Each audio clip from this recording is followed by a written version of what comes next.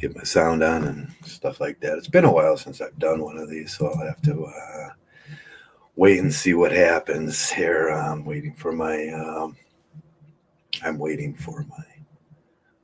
Let me see. Do I get here?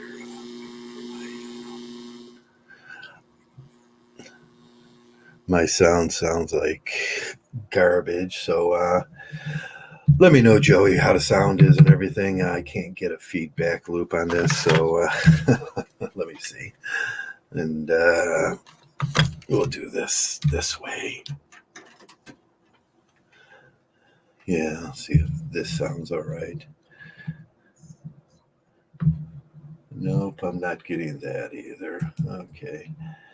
Are you fine? Okay, here. I can't hear myself, and that's the thing. I hate not being able to hear myself. But as long as Joey says it's okay, it's okay. Alrighty. Let me turn off YouTube and go back to the StreamYard. It's been a while since I've been around, guys. I know. It's been quite a summer for me. I think this is the best summer I've ever really had in my life. It's been great for a MGTOW. I've been getting out, doing my thing. I like certain things in life, and that's what MGTOW is about. Barbarossa was talking about this a little while ago. He's, just getting out and doing your MGTOW thing. And whatever that MGTOW thing is, you get out and do it and everything. Today we're going to talk a little bit about hedonism. We're going to talk about Mills, and we're going to talk about a few other people, and we're going to talk about MGTOW. Like always, MGTOW is always the subject, and how we approach our MGTOW is different for each and every one of us. So it's good to see you guys, and let me see who's in the.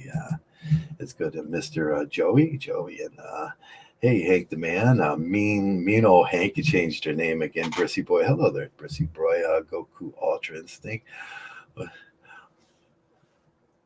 Oh, this is no filter. Oh, hello, no filter. Hello, guys. I'm just gonna stretch this out a little bit because I don't know who's gonna come in there. It's been a while. I get no coverage, so I hope you're all doing well. It's getting to that point of year of.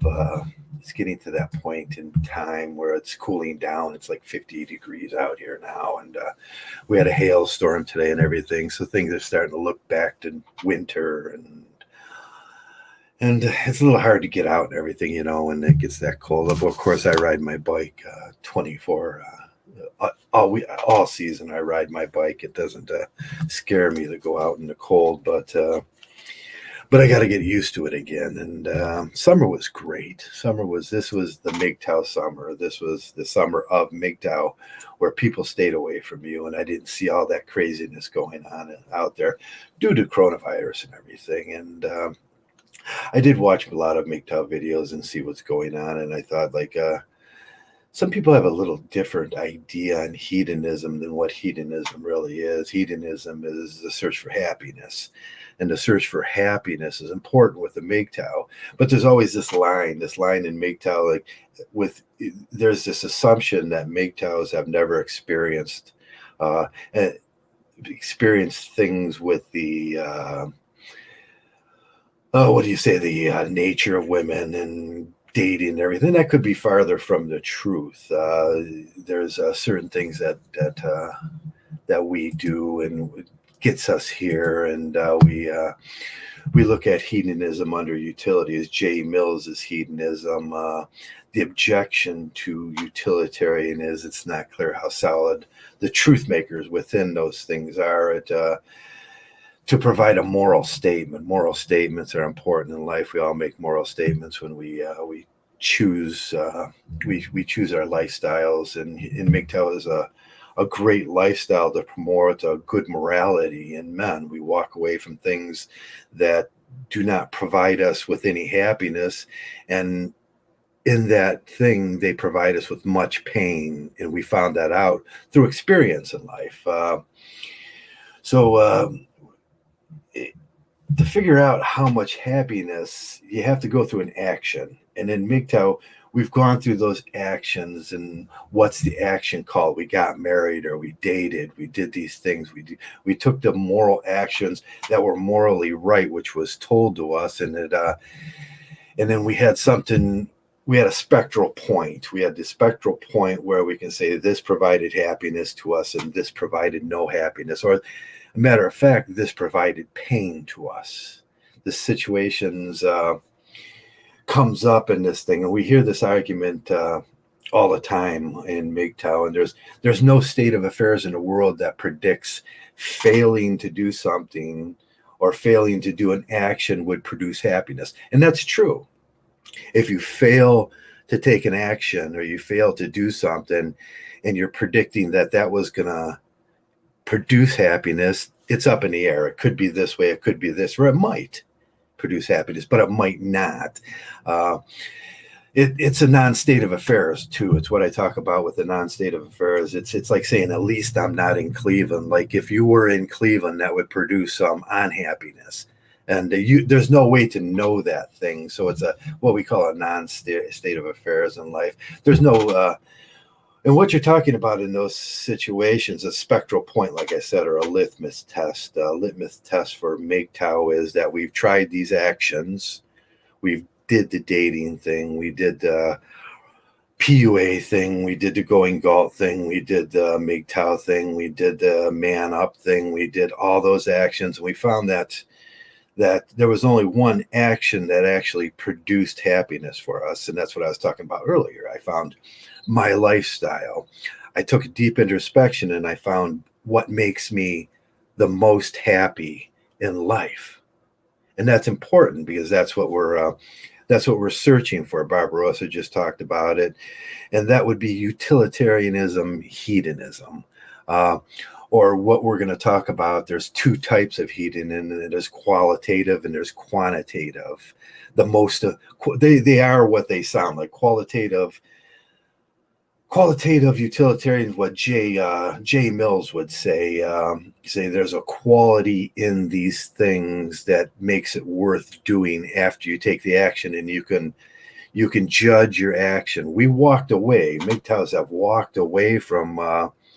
We've walked away from marriage. We've walked away from dating. We've walked away from those things because we have found that those things produce not much happiness in a quality way.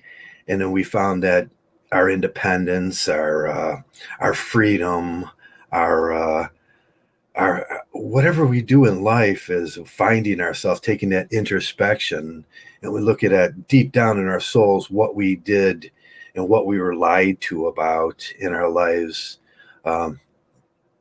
We found that doing MGTOW produces quality happiness. For me, at least it does. I don't know if that's going to be true for everybody, but for me, just staying away from those things, it's like the non-state of affairs would say that not doing it, you have to test it to find out if you're going to get cut. And I would say there's a negation to this. The negation point in life, I did a video a while ago back, and nothing positive is ever learned from a positive person or a positive day. You can't learn it. A day at the beach is just a day at the beach. Although it may be a good day, it's just a day at the beach. That's like marriage too. It's just a day at the beach, and you're not learning anything. But the negation to that is if I don't touch a frying pan, could I ever know if it was hot? If I touch the frying pan, I know it's hot now. So in the future, I'm not going to do that. That's what MGTOWs have done. We've jumped. We did the research. We've done all those things. Qualitative. As for relationships, as a state of affairs, and that's what you get in society. Every time you go on the internet, it's like these relationships produce happiness, and MGTOWs are saying, no, you're not supposed to coexist with a woman. You're not supposed to cohabitate. You're not supposed to get so close that it burns you. And because in our freedom, our independence would be 10 times happier. And then we've learned these things. We learn from the pain of relationships is a state of affairs, and that's a negative state of affairs. So we're looking directly at, I think, what Epicurus would call Epicurean hedonism. And there's a couple different kinds of Epicurean. Like I said, I was talking about Mills, and we're saying Mills was Mills insisted some kind of pleasure are more desirable and more valuable than other kinds of pleasure. It would be absurd. Pleasure should be supposed to be depending on quality or quantity alone. It's absurd to think that the most amount of pleasure I can go out and I can go around with prostitutes and drink beer all day, but that's not going to give me that quality pleasure. That's what Mills was arguing. I want that quality sort of pleasure. And that, in a way, Mills is right. And these things, what we're talking about, hedonism, was talking about normality and hedonism. I watched a few videos where I don't think the guys in MGTOW quite understood what hedonism was. They were thinking more on like the Marquis de Sade sort of hedonism, and that's when that's not hedonism. That's what I would call the libertine lifestyle. We see guys doing things with dolls and looking for that libertine lifestyle. They become very liberal in their life, where they disregard any moral situation that could be subjective, and that's libertine. Now, when you flow to that end, and I talked about this before, if you flow all the way to that end, you're libertine hedonism, and that's wrong. What we're looking for is this balanced lifestyle, this balanced happiness in our lives, where we can get along in the world and be okay, and not have to experience pain and those sort of things. It's fun to stop and look and say hello to everybody that showed up. Or there's not much people. I don't get much coverage anymore since I don't do this a whole lot. It's ridiculous to me to think I don't come on YouTube anymore much. I'm looking for things in my life. I've what kind of quality living that I do. Like the bikes have added just so much to my life. Being alone out in the woods, doing things I have been, just doing what I want to do, and that's quality over quantity. And quality over quantity is a pretty good thing, but it's not everything. There are a few different ways to look at these things, and it's a good thing. But people often come at MGTOWs and they say, well, unless you try this, then they're determining a factor of like, we've never tried that. What would make you a MGTOW? What would make you do that? Well, the pain from being lied to all your life about in religious things and religious experiences, and there's going to be some guy there up in the sky, some dude that's going to make your life, and as long as you do what they say in a moral state, in an ethical state, which is sort of sounds like authoritarianism, you're going to be okay. And then you do this and you find out that was 100% pure bull. And it usually led you down a path to pain and marriage and living with someone that you really don't respect, or you're too close. Whatever it was you had at one point, which just was a bacterial infection in your brain that caused your brain to produce too much oxytocin and dopamines and serotonins and stuff like that, that runs out. And it's like every addiction, it runs out, and you're sitting there in a humdrum world where you have to do everything to make her happy. In that there's a hypergamy ladder. You have to keep climbing that hypergamy ladder, and that's very, very painful. So qualitative hedonism would be Mills' he was saying that there's a lot of qualitative things that you can try, and I find that MGTOW is the best, and it's the best kind of happiness available to a man. Freedom, nothing. There's only a few things, we've talked about this before, there's only a few things in this world that can compete with the mating thing, and that's a male freedom. And we find that, we like it, we go down that's it. But we have to go through this thing in life. We have to learn. We didn't get born with all this knowledge in our life. I like to look at it as a child. When I was a child, how I was judging happiness and how I was judging pain. And sometimes, we go down to the woods, and there's nothing as free as running through the woods. When you're a kid, man, you just hit it, and you're running around, and you're fighting with sticks with your friends, and you're doing it. You're testing the bounds of happiness on doing that, and find out sooner or later, one of the jackasses that you're hanging around with, or you are going to try. We're going to just run down this path and jump through that pricker bush, and then we find out that didn't produce much happiness. A matter of fact, it was a lot of pain. But you had to find that out and then experience those things. I like to look at marriages like that. There's a lot of prickers. When you go down and you get married, there's a lot of prickers in that bush. But you don't know. You don't know those things before no one came into this. All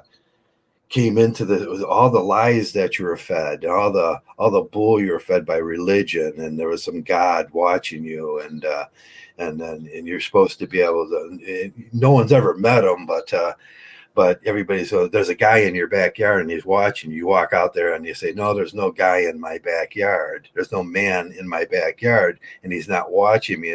And they go, "Well, it's you. You have to prove that. I don't have to defend that." That's the atheist thing. The Christians are telling us that you have to prove that that there's no guy. I'm going to keep saying it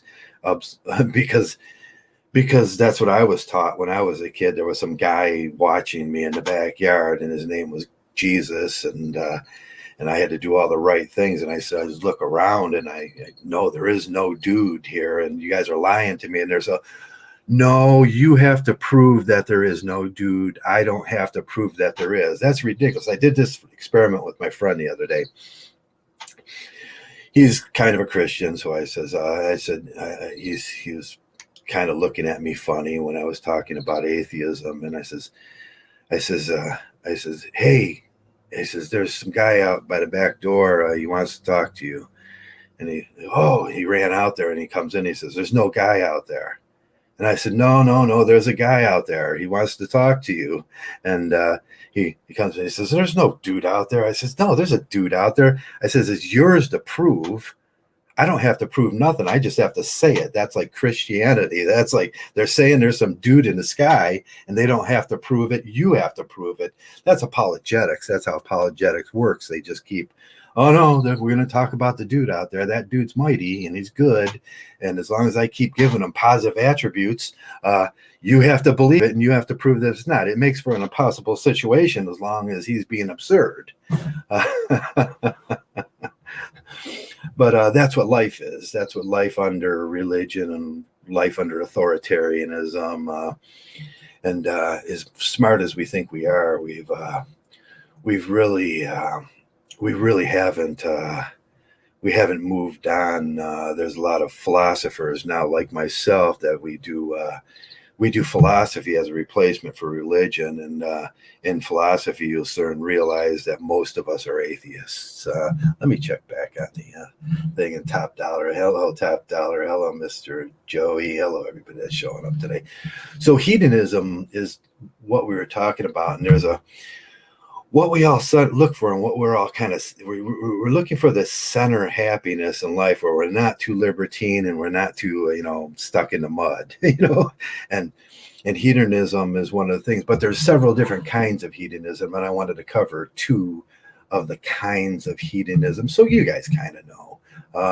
Is my sound still coming out? Then is my sound still okay? Just let me know if my sound's still okay. You know what I'm going to do today? And well, I wish I could hear myself, but I can't hear myself, so I can't invite people in. I was going to put up the link for this and just invite people in, and but as long as I can't hear what's coming in, I'm screwed. What we're going to look at is Jeremy Bentham had the opposite kind of hedonism.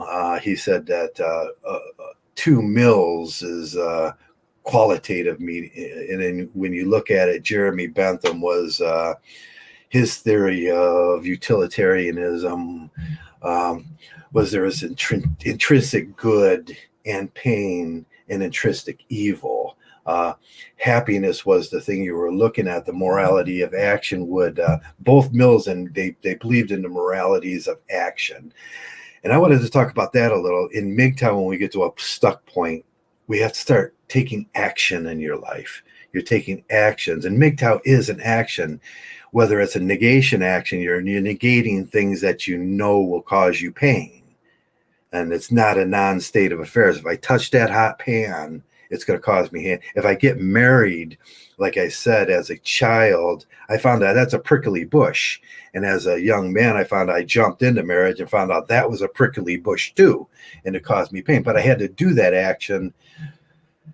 So I know. So Bentham was there's intrinsic good and evil and intrinsic evil, and I think the Christians are the intrinsic evil, and there's a morality of action that should be determined on how much happiness, lack of pain, and that's what happiness is. Happiness is really a lack of pain, and I experience this pretty much every day in my life. It's caused, as Bentham would put it, nature has placed mankind under a governance of 2 sovereign masters, pain and pleasure. And that's true. We're under 2 sovereign masters, pain and pleasure. You don't want to have a bad day. Every day at work where you're hurting, you're having pain. You have to stop that hurting. You want to get a better job. I spent too many days in a shop at 130 degrees in a steel mill where I didn't move along in my life. And once I got into the social services and stuff like that, where I would call nowadays, I would call it lighter than air work. I found that there's a lot less pain in that, and that was more desirable than working in a steel mill, which I had for 30 years.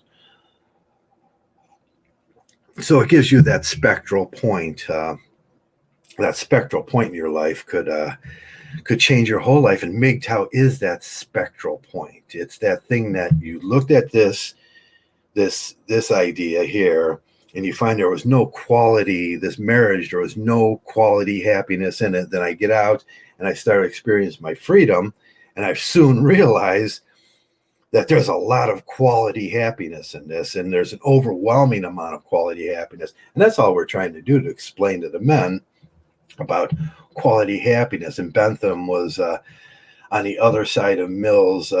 He said the lack of happiness is lack of pain. It's caused as nature placed us under governance of 2 sovereign masters, and alone we can determine that, and we do in MGTOW. Later on in life, as a soldier, I would say Bentham was quantitative. He wanted the most amount of pain. Later on in life, I kind of realized this. As a soldier, I was running through the woods to avoid being killed, and the prickers were there. And sometimes I had to just run just right through the prickers. I knew it would produce a moderate amount of pain, and I was going to get stretched up.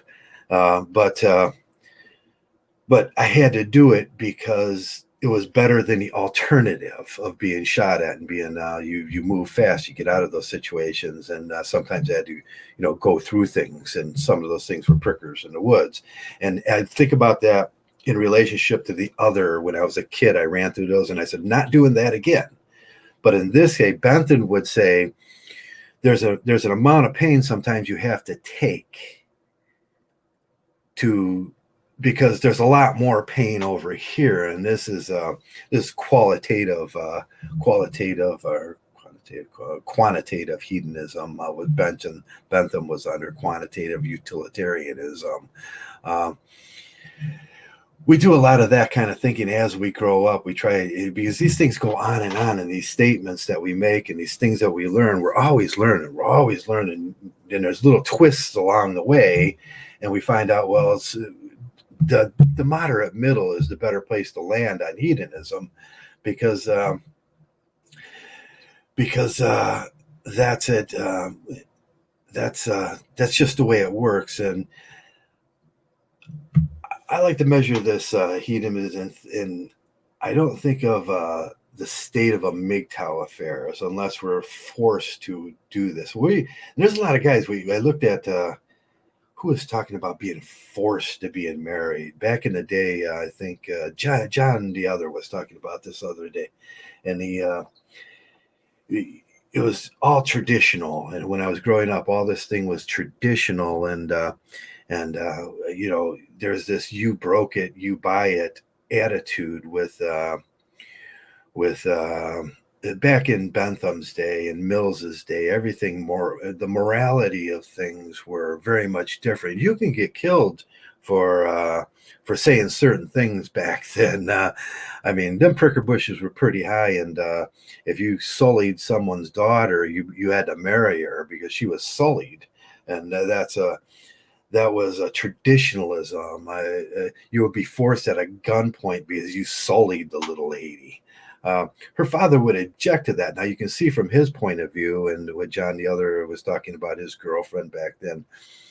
You can see the point of view from his father. That's what Bentham's quantitative utilitarianism is you saw it, you broke it, you buy it.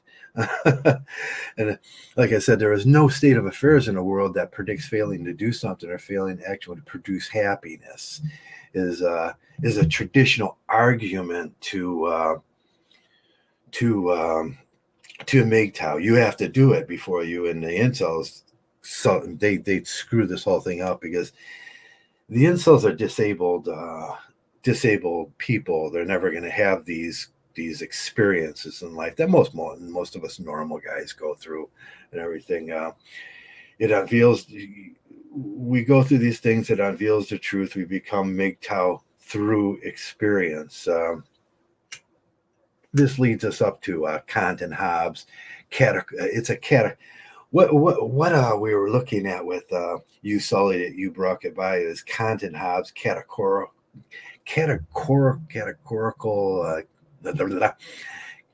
imperative or duties, such as in Leviathan, and such as there's a difference in these moralities. You would be punished, but you got to think about it back then, what it was like. You'd be punished harshly for those kind of. So this Leviathan thing came on, and you have duties in your life. There's and then this leads hence to barbarism, which we found out the two tenets of barbarism theory, and polygamy versus duty. What your duty was to marry her and all that stuff, and blah blah blah. And then we find out that what that's produced in this in a real state of affairs in our government and everything is there's slavery. Slavery is always wrong. Male slavery is still wrong. I wanted to get to that somewhere in here. That Bentham's and that Hobbes, and so there's three kinds of this thing. Kant and Hobbes would talk about categorical imperatives or duties, such as in Leviathan, and that's the problem right now, which leads to these tenets of barbarism. One is slavery, and one is polygamy, and polyandry was disregarded because nobody thought the little ladies were going to do that. Yeah, given that choice, what choice did you think they make? You got baby mama number one, baby daddy number two, baby daddy number three, baby daddy number four. I don't know how many kids they want to have, but that's all polygamy. It's all polyandry. And now they have a choice because we disregarded the philosophical ethics of hedonism back in the day, and then the opposite came from that, and then we have these categorical imperatives of duty, which is pretty much what our state, what do you call that with your state? You have a contract with your state, and you'll just do these things which are based on Christian morality. Kant was big in the Christian morality. I'll be right back. Okay. So hedonism is just the amount of happiness that you want to develop inside your MGTOW. What is the amount of happiness that you want to develop? You want it all, right? Most of these guys, yeah, I want it all. I want to experience these things. Now, the monk lifestyle, when we get into the monk lifestyle, it's not that I don't go out and do things. I don't go out and have a few beers and a burger once in a while, or do this or do that in hedonism to produce some happiness in my life. It's just that I don't come on here and I don't whine and complain about women. I don't care what women are doing. I don't care what they think. I don't care what they want. I don't care what I keep those things separate, and I don't talk about them. It's Bill Clinton's "don't ask, don't tell" policy in MGTOW. As a MGTOW monk, what produces the most amount of happiness in my life, the Mills sort of way, or the quant. I kind of do them both too, the qualitative and quantitative. I like to have it all. I do. I like to have it all. I want quality happiness and I want quantity of happiness. Now, removing those things from my life, I get that quantity of happiness. Now I start thinking about the quality of happiness that Mills was talking about. And these two things don't have to be diametrically opposed. They can be, you can do them together as a MGTOW. That's what I wanted to talk about today.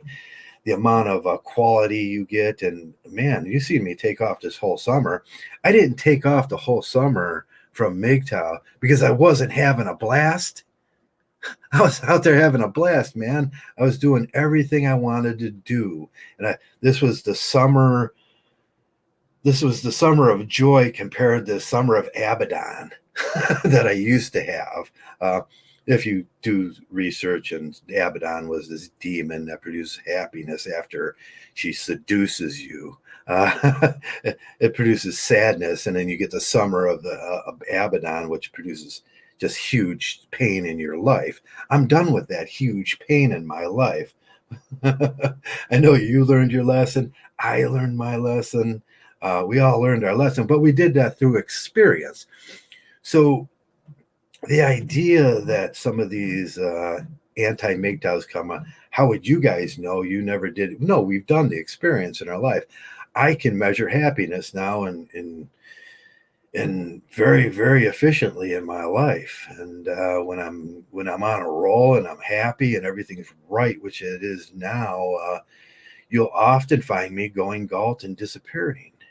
And that's where I've been all summer. And I just wanted to bring that around, why I haven't been making videos, and I don't, because I found a gentle balance in qualitative utilitarianism versus, not even versus, plus quantitative utilitarianism. I want to be happy, and I want to be a MGTOW, and I want to do everything in my life that that makes me happy without being overly libertine or drawing attention to myself.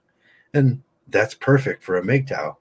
That's perfect. I think Barbarossa just talked about this, where he wants to be out there. He wants to be out. Right? I would suggest, Barbarossa, get yourself a e-bike, get on that son of a bitch, and go to pedal a couple states away.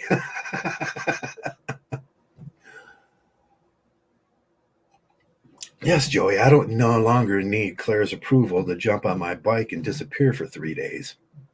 I can ride hundreds of miles, put my knapsack on the back, and just disappear. And that's what I did this.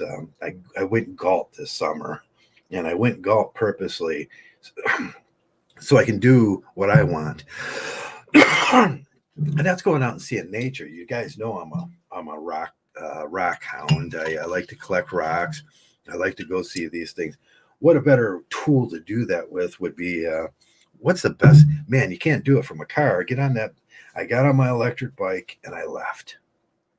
And I tried to watch videos on my phone, and I didn't want to talk about it. I didn't want to tell anybody what I was doing. I want to be that guy that brags about his exploits and everything. But I think I found a a newer a new way to do MGTOW, and that new way to do MGTOW is to just do yourself. And you don't need permission, right, Joey? You're 100%. You don't need permission from Claire. You don't need permission from Bob or Steve. Steve Hoka doesn't need to give me permission to do my MGTOW. And that's what we were for years. I sat in there, argued with people that that they're always like, you need our permission, off the Christians' permission. You need the society's permission. You need your children's or your ex-wife or your family's permission to do these things, and they gotta conform to their Christian loyalties. And then finally in my life, I'm like, no, they don't have to conform to Christian loyalty. They don't have to form to traditional loyalty or whatever political loyalty you have. Go F yourself. I don't care.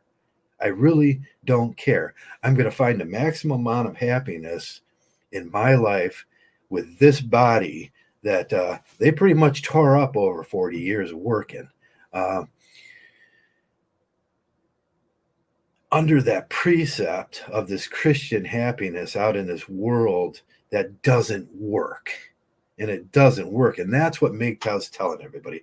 Traditionalism, if you're one of those traditional conservatives, go F yourself. I don't care what your politics. I don't care that you like Trump. I don't care what you do.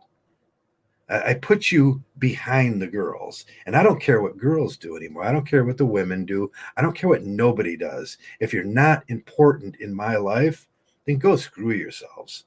That's why that's my MGTOW. Them are cutting the threads, and it took me years to cut all those threads. And so I think the last conversation I had with any of my family members is they were talking about some non-state of affairs and their Christian absurdity. And I just went off on them, and I was like, that's not real. You know what's real? I'm going to take a 2-day bike ride in about 2 days here. None of you are ever going to see me or get to enjoy the happiness of milling around in the woods or just riding down the street and having fun. You ever see someone riding a bike and not with a big freaking smile on their face? Especially an electric bike that goes 35 miles an hour. Find that thing in your life that makes it, whether that's fishing or golfing or whatever that thing is in your life that produces the most amount of happiness as a MGTOW. And that's where you'll be. And that's a perfectly great way to think about it. You can combine Mills's idea of qualitative happiness, and you can combine Bentham's idea of quantitative happiness and have them both in MGTOW. And that's what I wanted to say today. And I'll probably be coming around a little more. I've been kind of, stuck in the house. It's going to get cold. It was a hailstorm today. So once they said hailstorm, I don't want to be out in a hailstorm. That would not produce happiness, and I know that. So I hope you're all figured this MGTOW thing out too.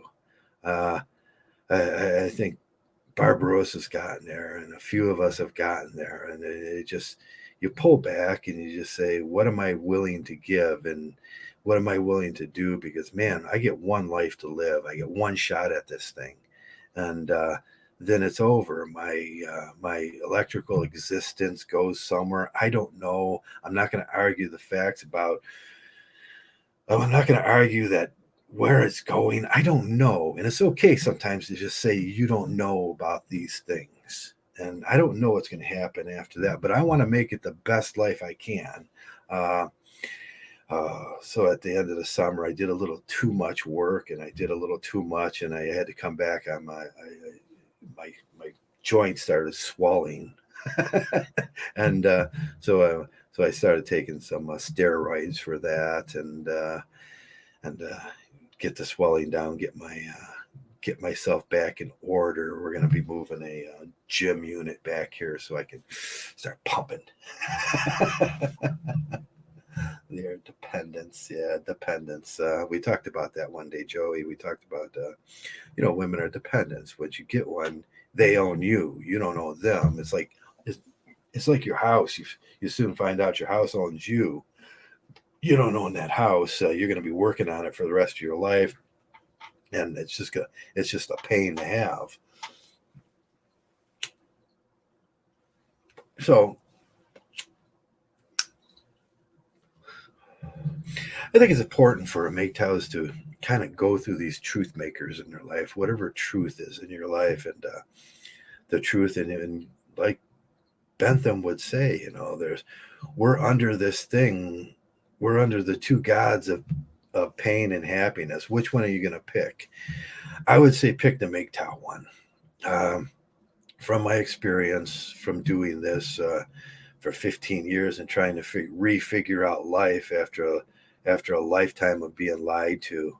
Uh, I think it's a pretty good thing. You might want to read Mill's Quantitative Happiness, yeah, Qualitative Happiness, and then read Bentham's Qualitative Utilitarianism, and figure it out for yourself. I don't know any other way to teach these things besides philosophy, and philosophy is good. I've been taking courses all summer on my phone. I finished 3 more. I don't ask anybody's permission to do that either, and I'm no longer asking for permission to get a PhD or anything. I just do it because I like doing it.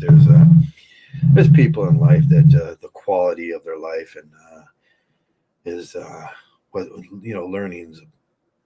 There's a good quality in learning, and that's what I want, and for my life. And I'm not asking anybody's permission to be MGTOW or be a philosopher. I don't need a piece of paper from them anymore, and I don't need Claire's approval. And that's what I'm saying. Once you get there in your life, man, just live it. What did Camus say? The meaning of life is life. Live it. And that's all I wanted to say today. So I don't want to go on too long here. I just want to let you know I'm still alive, and I'm still Joe, and it's good. Everything's good. Everything's well. And I hope everything's well for you too. And most of all, I just want to stop by once in a while and just say, thanks over the years for being there for me and bringing me back from hell. And because it was truly hell, the traditional conservative lifestyle was truly hell that was forced on me. And most of all, for each and every one of you guys, thanks for being MGTOW. MGTOW. Thanks for being around for me. And you guys are 100% the reason I'm doing okay nowadays. Or else I'd still be out there fighting the Leviathan. I'd be lost. And just thanks for being MGTOW, and thanks for being part of this big MGTOW family of truth. And look for those truth makers in your life. What's a truth maker? Look for those things that make you happy over pain. And that's the gods we live under. If there are any gods, there's two. One's happiness, one's pain. And pick wisely. Pick MGTOW. Thanks a lot, guys. You guys take care. Peace out. Happy trails.